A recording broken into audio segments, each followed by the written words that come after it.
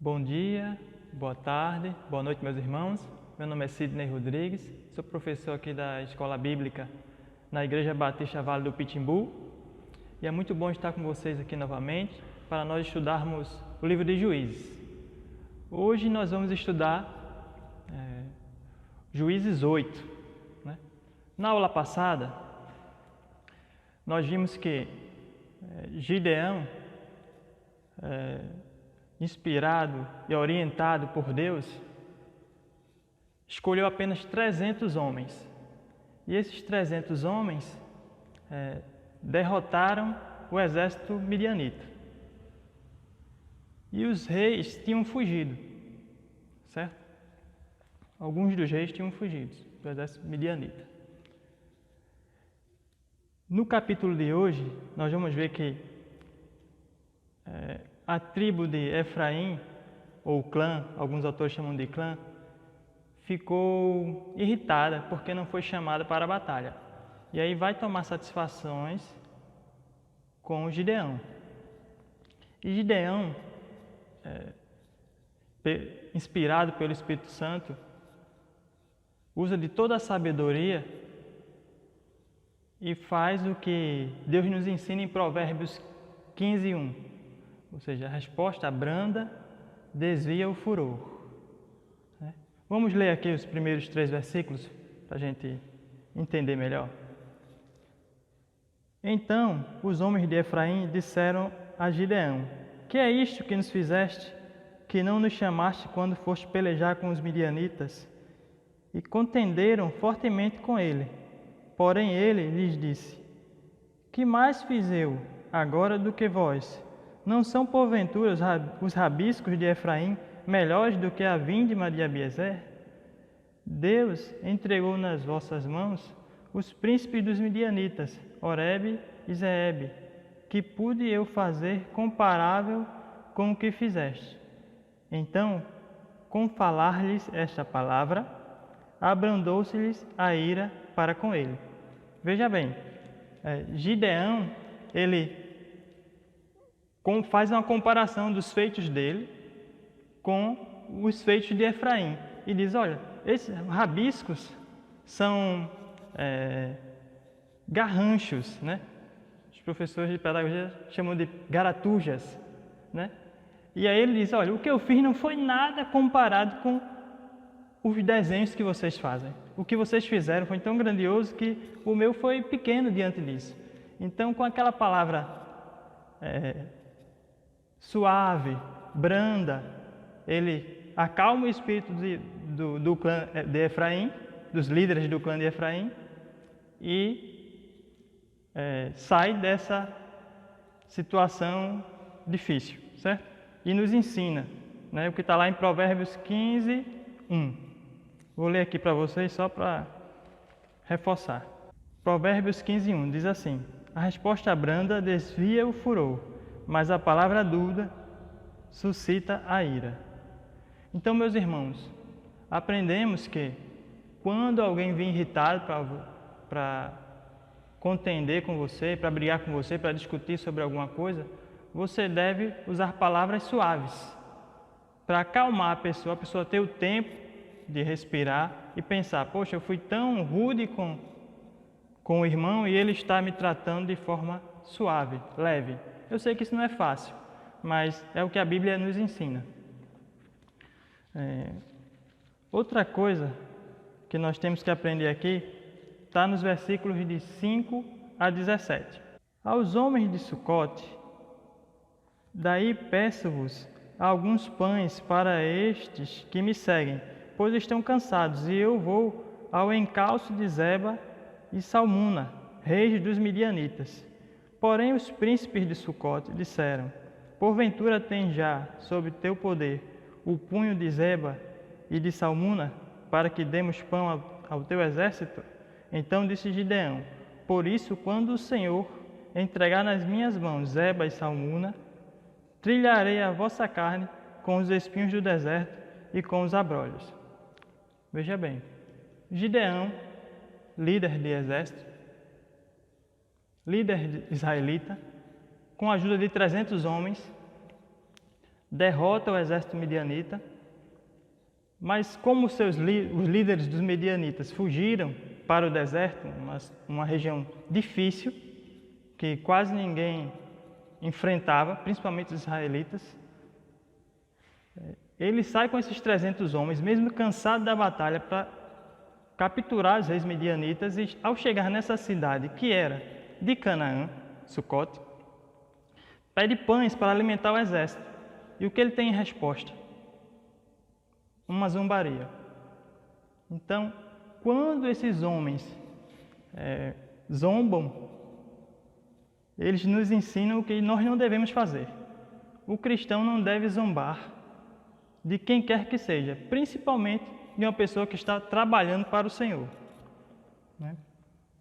Outra coisa também que eles nos ensinam é que não devemos agir como eles. Veja, eles não se importaram com o cansaço daqueles homens, não se importaram com o trabalho que aqueles homens tiveram para livrar Israel das mãos de midianitas, ou seja, eles não foram empáticos, não se colocaram no lugar daquele povo, daqueles guerreiros, e aí zombam, e aí se irrita Gideão, e Gideão lá na frente, a gente vai ver aqui no versículo 16, Gideão ensina a eles que não se deve zombar. O versículo 16 diz assim: E tomou os anciãos da cidade, e espinhos do deserto e abrolhos, e com eles deu severa lição aos homens de Sucote. Em algumas Bíblias, se eu não me engano, a traduzida por João Ferreira de Almeida, vai dizer que ele deu uma lição mesmo, usou os espinhos e deu uma lição. Já outros comentadores dizem que não sabe bem que tipo de lição foi aquela, mas a maioria acredita que foi chicotadas com os espinhos, certo? Então, outra coisa que devemos tirar daqui, vamos ler Provérbios 18, 21. A morte e a vida estão no poder da língua, o que bem a utiliza come do seu fruto. Veja bem, os líderes de Sucote, os anciãos, os príncipes de Sucote, eles não utilizaram bem a língua e por isso receberam esse castigo. Então a gente tem que saber, o cristão precisa utilizar a sua língua para o bem, certo? Nunca para zombar. No versículo 19, também é algo que eu quero conversar aqui com vocês, que versículo 19 de Juízes capítulo 8, Então disse ele, eram meus irmãos, filhos de minha mãe, tão certo como vive o Senhor, se os tivesseis deixado com vida, eu não vos mataria a vós outros. Porque Gideão diz isso para os príncipes midianitas. Porque se nós lermos os versículos anteriores, o 17 e o 18, o 18, a gente vai ver que Gideão faz uma pergunta para eles, por que mataram aqueles homens, né? E eles respondem com deboche. E além disso, Gideão tinha que cumprir a lei. A lei naquela época,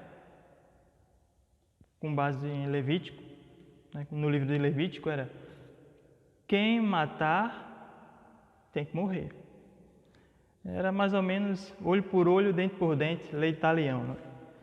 Vamos ler lá Levítico para ver que faz todo um sentido porque que ele diz, olha, se vocês não tivessem matado, eu não teria que matar vocês. Mas vocês mataram, então eu vou ter que matar. Levítico 24, 17, diz assim, quem matar alguém será morto. O Código Penal fala algo bem parecido, ele diz matar alguém, ele diz a pena. Aqui não diz que vai ser morto no Código Penal, mas aqui a pena era a morte. Quem matasse alguém, a pena seria a morte. E é claro que seriam matar injustamente, né? E aqui era tudo para regular o povo de Deus, para não ter regulamentar as normas de conduta, de ação, de convívio um com os outros, era mais para isso. Um outro ensinamento muito importante que podemos tirar do livro de Juízes, no capítulo 8, está nos versículos 22 e 23. Está nos versículos 22 e 23. Diz assim: Porém Gideão lhes disse: Não dominareis sobre vós, nem tampouco meu filho dominará sobre vós. O Senhor vos dominará. Disse-lhes mais Gideão: Um pedido vos farei. Dai-me vós, cada um, as argolas do seu despojo, porque tinham argolas de ouro, pois eram ismaelitas. Como Gideão tinha feito algo que na visão dos israelitas era algo grandioso, né? Eles entendiam que só alguém inspirado por Deus, guiado por Deus, poderia fazer um feito daquele tamanho. E assim o foi. Mas eles, com aquela ânsia, aquela vontade de ter um líder, de ter um rei, chegam para Gideão e fazem esse pedido. Mas Gideão, compreendendo toda a grandiosidade de Deus, sabendo que Deus é que tem que dominar o seu povo, ele dá essa resposta no versículo 23, que não dominaria o povo de Israel e nem os filhos dele. Quem dominaria o povo de Israel seria o Senhor. E assim é que nós devemos fazer. Quem deve dominar nossa vida deve ser o Senhor. Deus Todo-Poderoso, Ele que deve guiar todas as nossas ações. E como vamos saber se nossas ações estão conforme a vontade do Senhor? Fazendo o que está escrito na Bíblia, no livro sagrado. Se você consegue compreender o que está no livro sagrado, consegue exercitar, praticar o que aqui está sendo ensinado, você está andando nos caminhos do Senhor. E é assim que nós devemos orar todos os dias, pedindo a Deus para que Ele nos oriente, nos ensine através da Sua palavra e nos guie em todas as nossas ações. Mas, infelizmente, no finalzinho já desse tempo de guerra, já próximo do tempo de paz, nesse momento do povo de Israel, nesse momento em que Gideão era o juiz, ele tem uma ideia de fazer uma éstola. Eu chamo de éstola.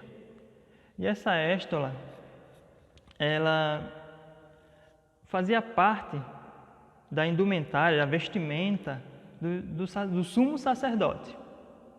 Só que ele não faz uma éstola qualquer. Ele faz uma éstola de 1.700 ciclos, que é aproximadamente aí 18 quilos. Ninguém imagina que alguém saiu caminhando, carregando uma éstola de 18 quilos, não é? Na verdade, ele deixou em algum lugar essa éstola, ou em uma estátua, ou em um ídolo. Comentadores dizem que ele fez um ídolo e colocou a éstola. E outros comentadores acreditam que era só a éstola, mas que ela estava ali em Ofra, para quem quisesse de Israel ir lá e fazer suas orações. E o que deu? O pessoal acabou adorando a éstola, né? Vamos ler aqui esse trecho que fala disso, que é o versículo 27, e vamos ler também o Êxodo 28:4, que ele vai confirmar isso que eu falei para vocês, né? O 27 diz assim: desse peso, né, dos 1.500 ciclos, 1.700 ciclos, 1.700 ciclos. Desse peso fez Gideão uma éstola sacerdotal e o pôs na sua cidade, em Ofra, e todo Israel se prostituiu ali após ela. A éstola veio a ser um laço a Gideão e a sua casa. É isso que eu disse a vocês, né? A éstola passou a ser adorado pelos israelitas e passaram a associar essa Éstola a Gideão, né? Então começaram a deixar de olhar para Deus, de focar em Deus e a voltar a adorar coisas que não se deve adorar, né? A todo momento aqui nos capítulos de Juízes nós estamos estudando e percebendo que o povo oscila bastante em sua fé, né? E acaba adorando outros deuses. E Deus não quer isso do ser humano. Deus quer que o ser humano acorde e entenda que Ele é o Senhor. O Êxodo 28, 4 é só para mostrar para vocês que realmente a Éstola fazia parte da indumentária do sumo sacerdote. As vestes, pois, que farão são estas: um peitoral, aqui está falando das vestes sacerdotais, um peitoral, uma éstola sacerdotal, um sobrepeles, uma túnica bordada, mitra e cinto e já passei aqui, a éstola sacerdotal. Então pronto, essa éstola fazia parte da indumentária do sumo sacerdote e por isso o povo talvez tenha sido levado a adorar, né, por esse simbolismo. Então, isso tudo serve para a gente internalizar e ver que, por maior que nós sejamos, Deus deve estar à frente de todas as nossas ações. Nós não devemos achar que podemos ser o líder. Deus é que escolhe quem vai ser o líder ou não. Nós não podemos achar que somos melhores e temos uma posição A, B ou C por ter classe social X ou por ter uma educação Y. Então Deus quer que você seja seguidor do Senhor, da palavra dEle, que você se dedique à oração e que você seja um homem de bem e uma mulher de bem. É isso que Deus quer. Então, meus irmãos, essa foi a aula de hoje. Se vocês tiverem alguma dúvida, podem colocar no YouTube, no nosso canal, essa dúvida, ou nas redes sociais da Igreja Batista do Vale do Pitimbu. Você pode tirar suas dúvidas conosco. Um bom domingo e até a próxima.